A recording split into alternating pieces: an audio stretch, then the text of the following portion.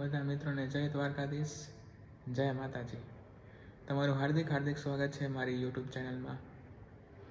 તો આજે આપણે જઈ રહ્યા છે અમદાવાદથી કોઈ શહેરની મુલાકાતે.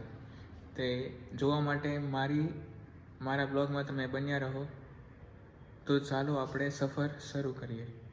અને હા મિત્રો, અમે સફરની શરૂઆત ટ્રેનમાં કરી હતી. ટ્રેનમાં અમે સાડા 9 વાગ્યે બેસી ગયા હતા.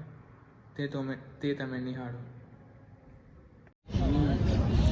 મિત્રો, આપણે અમદાવાદથી વિરમગામ જંકશન આપણે પહોંચી ગયા છીએ. ત્યાંથી ગાડી આગળ તરફ વધી રહી છે. તો બ્લોગને તમે આગળ નિહાળતા રહો, તેથી તમે આગળની માહિતી મેળવી શકો.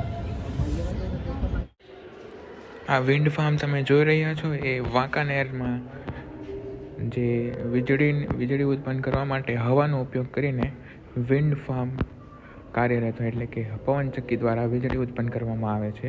અને પવનચક્કી કાર્યરત થઈને તેમાંથી વીજળી ઉત્પન્ન કરીને ઘરો સુધીમાં પહોંચાડવામાં આવે છે. આ છે વિજ્ઞાનનો એક અદ્ભુત નમૂનો છે. હવે અમે સુરેન્દ્રનગરથી ચટપટી લઈ લીધી છે. આ છે આપણો મિત્ર, ચટપટી ખાઈ રહ્યો છે. એનું નામ છે સતીશ. અને વ્યૂઝ અમે જુઓ. અને આ છો મિત્રો, હવે આપણે પહોંચી ગયા છે રાજકોટ. રાજકોટથી આપણે જશું સીધા આપણા શ્રી દ્વારકા, એટલે કે દ્વારકાધીશના મંદિરે, Shri Dwarkadhish temple. Hello guys, અમે દ્વારકા આવી ગયા છે. આ છે મારો મિત્ર અને આ છે બીજો મિત્ર જે પાછળ આવે છે એ ચાલતો. અને આ છે દ્વારકા નગરી અને દ્વારકાધીશ. જો ત્યાં દેખાય.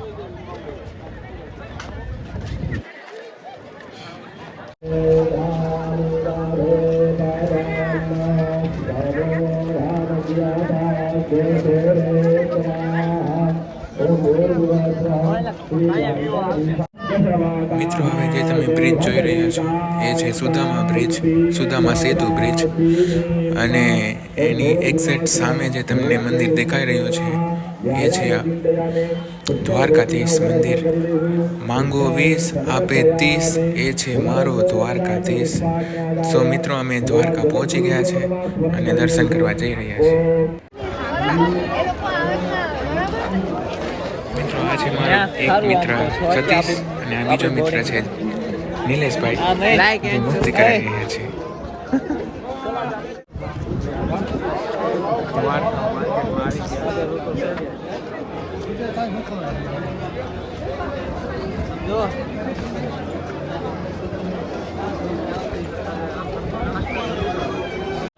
મિત્રો, હવે આપણે દ્વારકાધીશ ટેમ્પલના બજારમાં આવી ગયા છે. બજારમાં તમે જોઈ શકો છો અલગ અલગ પ્રકારની ઘણી બધી વસ્તુઓ મળે છે. તો તમે જોઈ શકો છો કેટલા બધા અલગ અલગ પ્રકારના કપડાં. પછી તમે આ ફોટો જોઈ શકો છો. તમે ઇન્સ્ટાગ્રામ પર બહુ જ વાયરલ થયેલો છે ફોટો, શ્રી દ્વારકાધીશ મંદિરનો ફોટો, જે ખૂબ વાયરલ થયેલો છે. તેના ઘણા બધા વ્યૂઝ મળેલા છે.